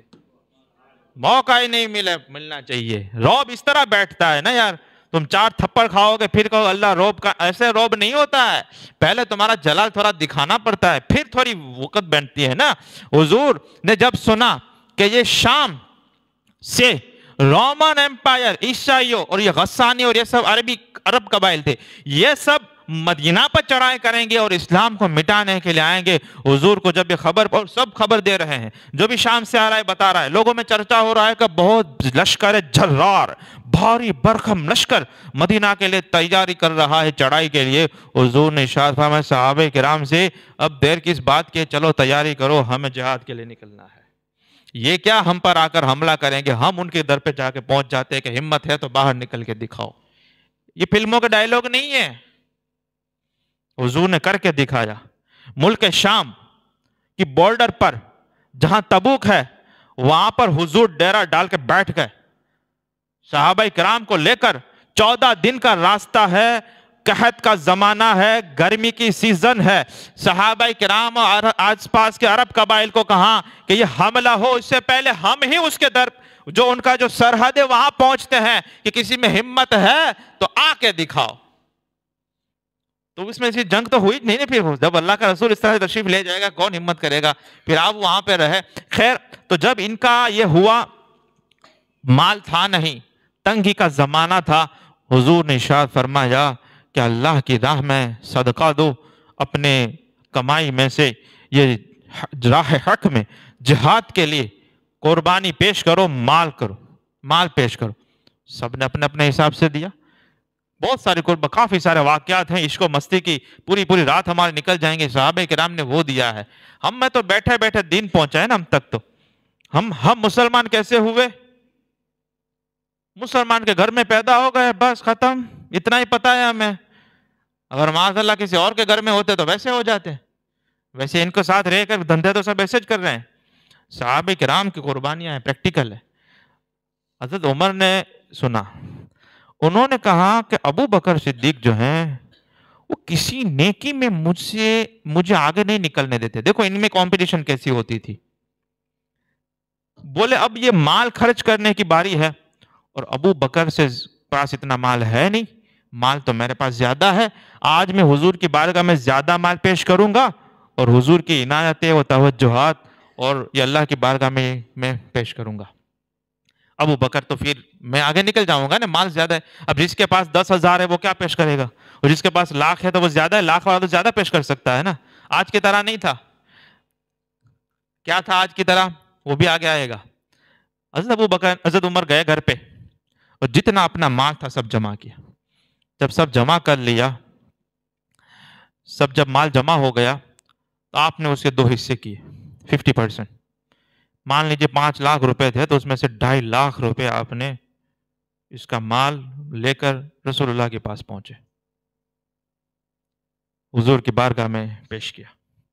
حضور نے ارشاد فرمایا، عمر کیا گھر والوں کے لیے بھی کچھ چھوڑا ہے؟ بیوی بچوں کے لیے بھی کچھ رکھا ہے؟ کہاں؟ ہاں یا رسول اللہ، آدھا میں آپ کی بارگاہ میں پیش کرتا ہوں اور آدھا میں گھر پہ چھوڑ کر. کوئی جہاد کے لیے بھی چلنا تھا. اور جہاد کے لیے چلنے سے مطلب کیا ہے؟ آج کل کی طرح نہیں تھا لوگ جیسے گھوم کر آ جاتے ہیں. اس کا مطلب تھا کہ آئے گا تو آئے گا، ورنہ خدا حافظ، انا لیلہ پڑھ کے ہی نکلنا تھا. خدا حافظ کر کے ہی نکلتے تھے نا. یہ جہاد ہوتا ہے نا. تو یہ تھا. تو جو چھوڑنا ہوتا وہ چھوڑ جاتے، ورنہ چلے جانا ہے. کہ آدمی تو گیا، وہ جتنا مال لے کے گیا وہ بھی گیا. تو حضرت عمر نے کہا کہ میں نے آدھا جو ہے وہ میں نے گھر پہ چھوڑ دیا.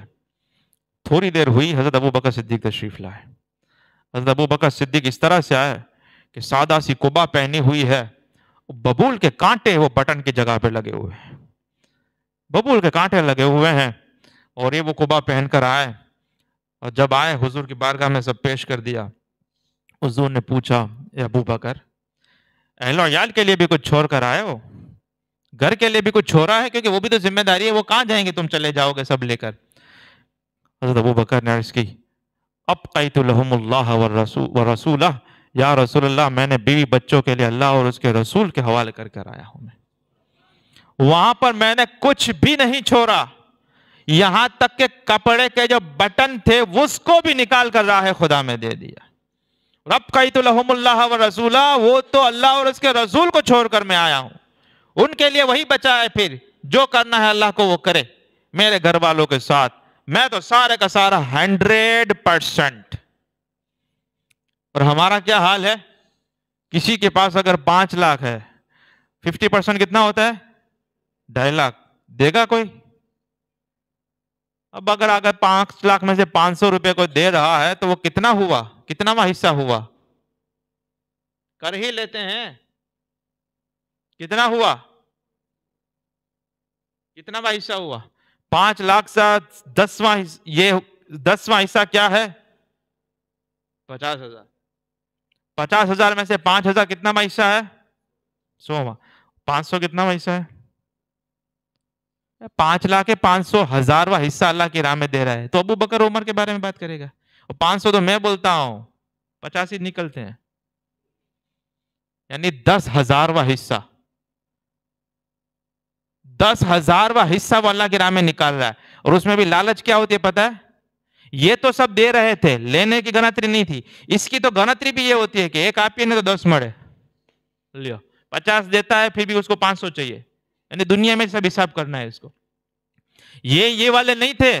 اسی لیے میں نے کہا کہ ہم قیل و قال باتیں کرتے ہیں اور ہمیں دنیا کا فائدہ چاہیے.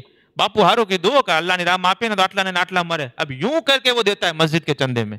وہ فضیلتیں بیان کرنی پڑتی ہے کہ اللہ کے نام میں دو گے تو اتنا 10 گنا بیگانے وہ ملے گا نا، تمہاری صدقہ مصیبتوں کو دور کرتا ہے، یہ سب سکھانا پڑتا ہے۔ یہاں پر تو تھا کہ پیش کرو، جان بھی پیش کرو، مال بھی پیش کرو۔ مال میں یہ ہے کہ 100% پیش کرنا، گھر کے لیے کچھ بھی نہ بچانا۔ اللہ اکبر۔ جب اتنا تھا، حضرت عمر رضی اللہ تعالیٰ دل میں سوچا کہ میں ابو بکر سے کبھی بھی آگے نہیں بڑھ سکتا ہوں۔ تو یہ وہ نیکی تھی کہ مال کم ہے لیکن سچائی اور صداقت اتنی ہے کہ بات ہی جانے دیجئے۔ اب میں ایک ڈاکٹر اقبال نے اس کا نقشہ کھینچا ہے، آپ وہ سننا پسند کریں گے؟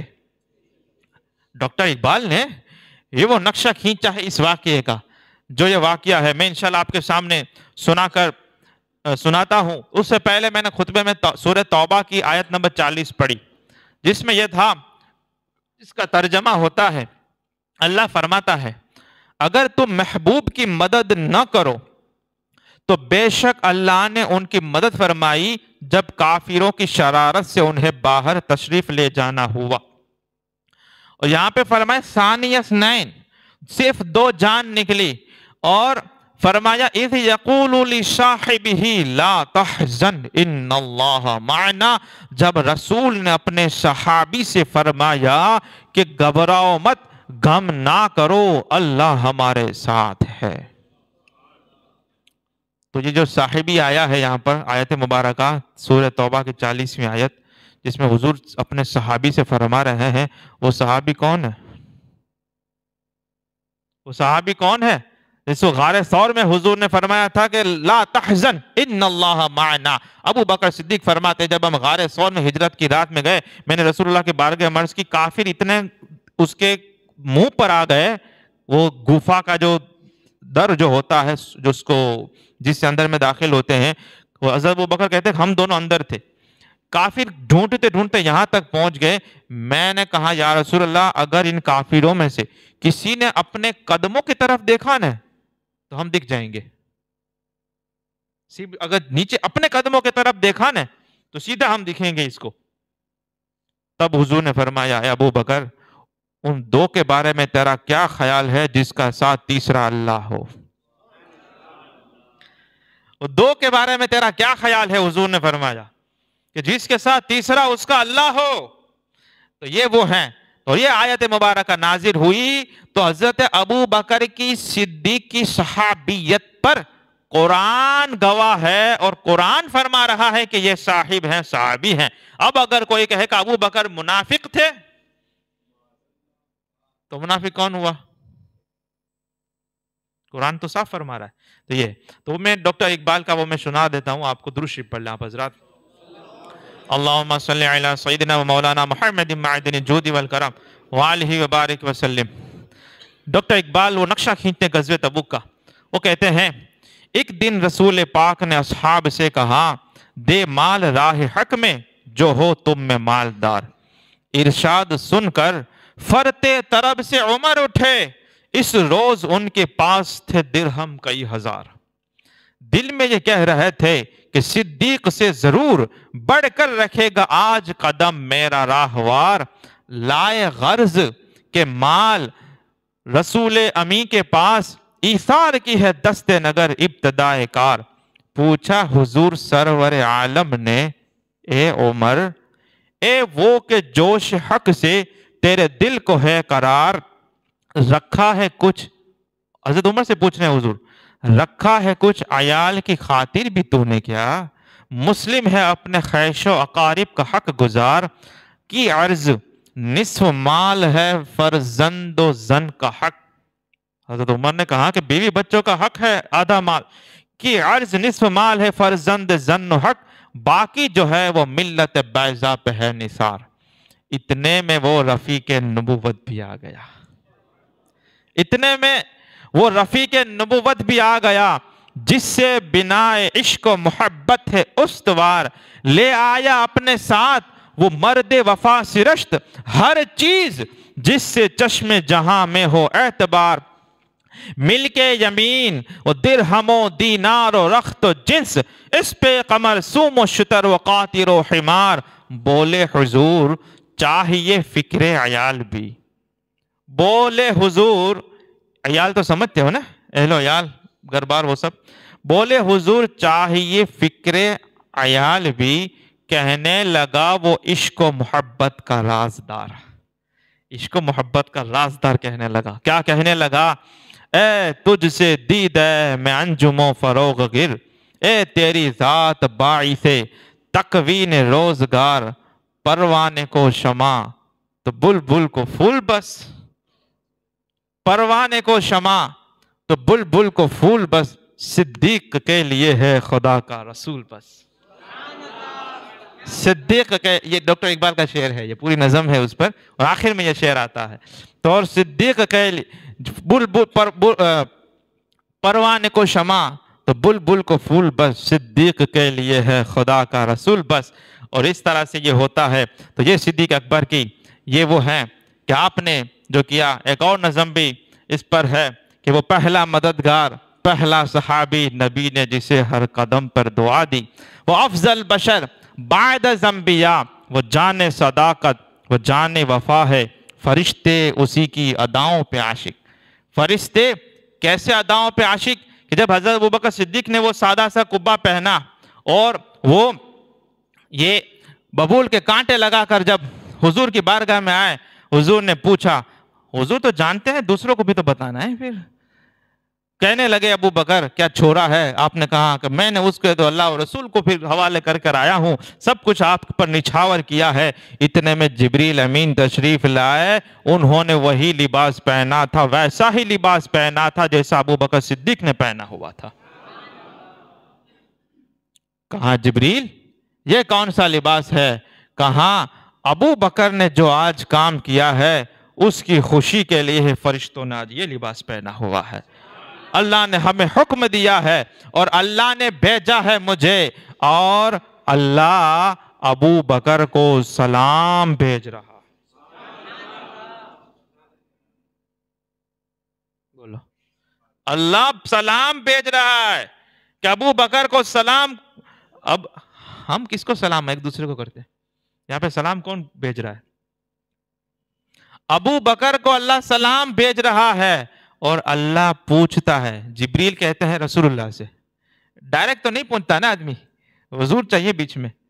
جبریل رسول اللہ سے کہتے ہیں جبریل کہ اللہ پوچھ رہا ہے ابو بکر سے کہ ابو بکر اپنے بیوی بچوں کے لیے کچھ بھی نہیں رکھا، سب کا سب یہاں وہ میرے محبوب کی بارگاہ میں لائے، یہاں تک کہ کپڑوں سے بٹن بھی چھوڑ دیے، اور سادی سی قبا پہن کر اور وہ ببول کے کانٹوں سے وہ بند کر کے آئے. اے ابو بکر کیا اس حال میں تو اپنے رب سے راضی ہے؟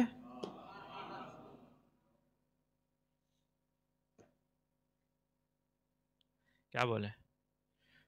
کیا بولے؟ سمجھتے ہو اس بات کو؟ نہیں سمجھے؟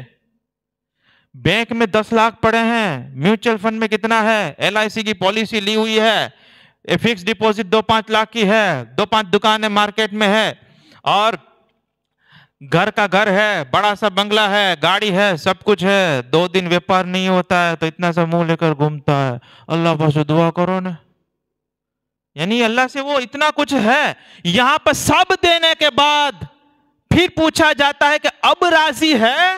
اب راضی ہے تو سچ میں راضی ہے. جب اللہ دے ہی رہا ہے تو سب راضی ہی ہوتے ہیں نا. آپ نے بچوں میں دیکھا نہیں، میں آپ کو مثال دیتا ہوں. مثال کے طور پر آپ کے 2 یا 3 بچے ہیں، آپ کوئی چیز لائیں، آپ نے تقسیم اپنے حساب سے باپ کرتا ہے، کسی کو کیا دیا کسی کو کیا دیا. اب جس کو جو دیا، اب کچھ بچے ہوتے ہیں کہ واٹ کرتے ہیں، ان آئیپو نے منے جو ہیں رونے لگتے ہیں، ہوتا ہے نا، اس کو دیا مجھے بھی چاہیے. اور کسی کو آپ نے کچھ نہیں دیا پھر بھی وہ کچھ نہیں بولتا ہے، بولے پپا کہہ برابر، آپ کو کون سا بچہ پسند آئے گا؟ بولے آئے برابر ہے نا. کون سا پسند آئے گا؟ جو باپ کی تقسیم پہ راضی ہو جائے. اللہ کی بارگاہ میں بھی وہی بندہ پسند کیا جاتا ہے جو اللہ کی رب کی روزی کی تقسیم پہ راضی ہو جاتا ہے، وہ راضی رہتا ہے. اور یہاں پہ کیسے پوچھا جاتا ہے؟ ارے یار آپ سوچے تو صحیح، کبھی سوچنا. ابھی آپ کو میں بتاتا ہوں، گھر پہ جا کر آرام سے لیٹے لیٹے سوچنا کہ مجھے کچھ دین کا کام کرنا ہے. જેટલા બેંકમાં પડ્યા ہے، જેટલા FD માં પડ્યા ہے، જેટલા વધારાની દુકાન છે વધારાની જગ્યા છે બધી વેચીને જેટલા રૂપિયા આવે ને 2, 5, 10 લાખ રૂપિયા બધા ખૈરાત કરી નાખવા. फिर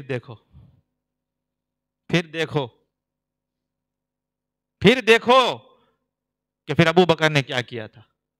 फिर देखना यहां पे सिर्फ घर पे राशन तो रखा होगा ना. कम से कम आदमी चला जाए तो 2-5 दिन तो चले, इतना तो सबके घर में होता है. पैसे वालों के घर में तो 2-5 महीने बल्कि साल भर का राशन होता है. वो सब राशन है, गल्ला है, तेल है, सब कुछ पड़ा हुआ है. अबू बकर तो वो भी लेकर आ गए थे. उनके पास ऐसा कुछ रखते ही नहीं थे. वो कभी सोचना कि वो क्या कर रहे थे. फिर सोचना घर में राशन भी लेकर आए हैं, जितने कपड़े की जोड़ी है वो भी उठा के ले जाते हैं. बीवी बच्चों को छोड़ के जा रहे हैं. उनकी भी बीवियां थी, उनके भी औलाद थी. हमारे तरह कोई स्टील के वो नहीं बने हुए थे, वो हमारी तरह ही थे. उनका भी पेट ही था. कोई फौलाद के नहीं थे कि इनको भूख नहीं लगती थी. उनको भी भूख लगती थी, उनको भी बीमारियां होती थी, उनके भी घरों में भी घरवालियां होती थी, उनके भी बच्चे और औलाद होती थी. हमें अगर अपने बच्चों से मोहब्बत है तो क्या उनको नफरत नहीं होती थी? लेकिन उनको कैसी मोहब्बत होती थी. जंग ओहद के मौके पर अभी आमना सामना हुआ. हजरत अबू बकर सिद्दीक निकले और पुकारने लगे, अब्दुल रहमान कहां है? अब्दुल रहमान अबू बकर सिद्दीक के बेटे का नाम है. अपने बेटे को कह रहे हैं कि सामने आ, तेरी गर्दन उड़ा के रख दूं. रसूलुल्लाह के सामने जंग के लिए तो आया हुआ है.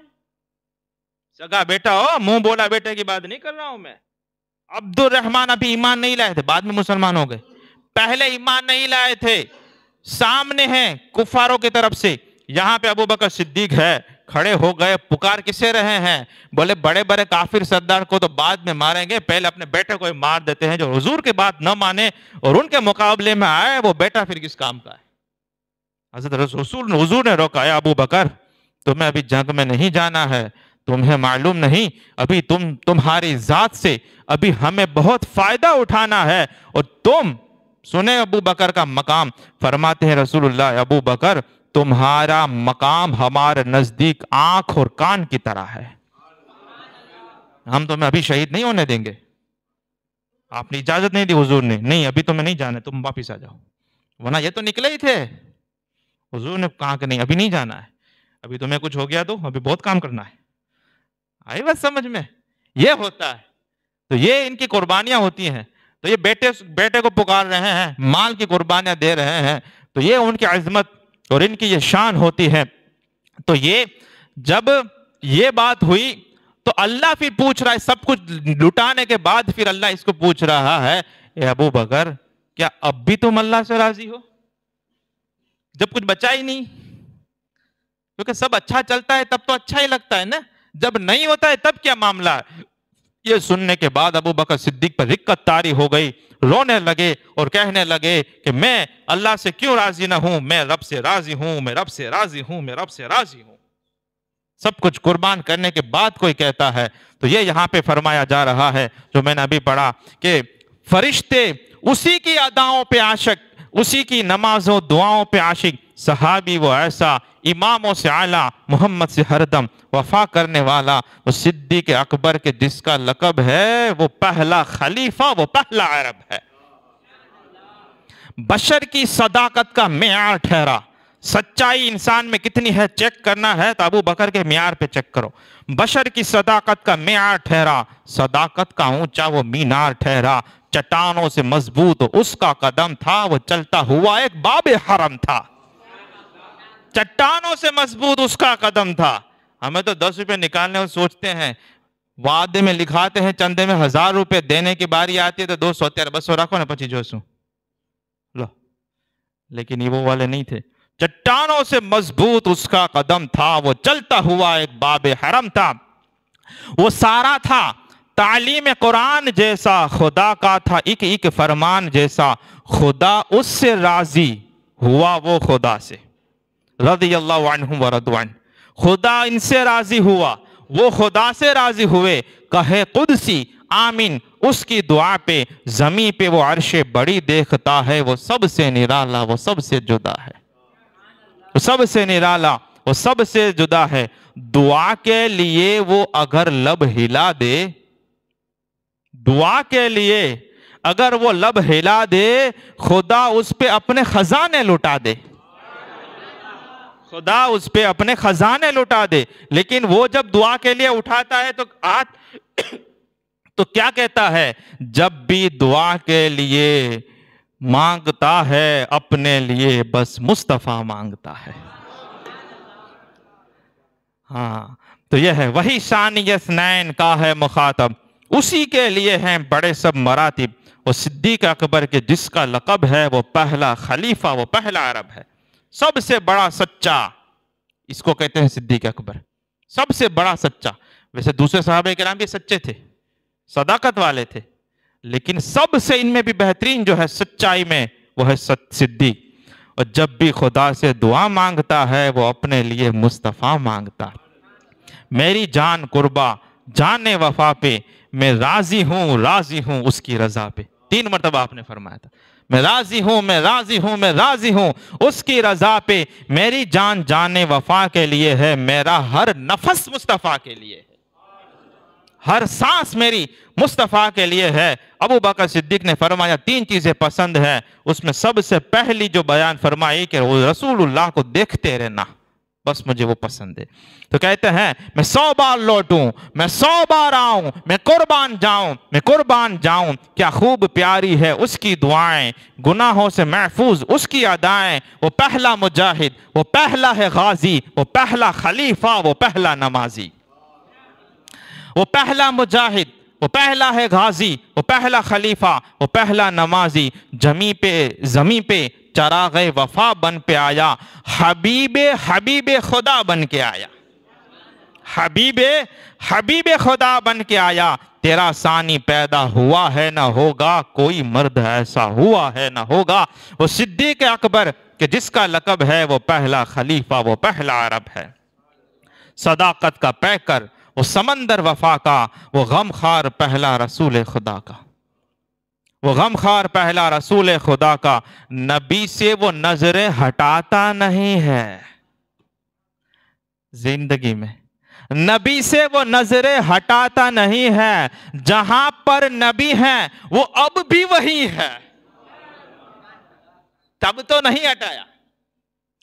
نبی سے وہ نظریں ہٹاتا نہیں ہے، جہاں پر نبی ہے وہ اب بھی وہی ہے۔ وہ ایمان لانے بچانے میں پہلا، ایمان لانے میں بھی پہلے تھے، اور جب فتنے اٹھے تو ایمان لوگوں کے بچانے میں بھی یہ پہلا تھا۔ ایمان لانے بچانے میں پہلا، وہ بار خلافت اٹھانے میں پہلا۔ صداقت شجاعت میں وہ سب سے آگے، نبی کی اطاعت میں وہ سب سے آگے، رسول خدا پر فدا ہونے والا، وہ جان وفا پر فدا ہونے والا، وہ سارے کا سارا خدا کے لیے تھا، وہ زندہ فقط مصطفیٰ کے لیے تھا۔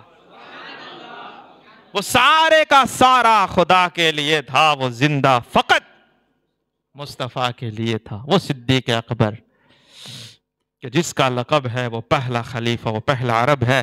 اللہ سے بارگاہ میں دعا ہے کہ وہ سچوں کے سردار ابو بکر صدیق کے وسیلے میں کچھ چھینٹے صداقت کے، عشق و محبت کے، عشق مصطفیٰ کے، اطاعت اور فرما برداری مصطفیٰ کے، اور بس ہم جتنا برداشت کر سکے اللہ تعالی ہمیں وہ عطا فرمائے، اور یا ہماری وسعتوں کو، ہماری کیپیسٹی صلاحیتوں کو بڑھا کر کچھ مزید عطا فرما دے ابو بکر صدیق کے وسیلے میں۔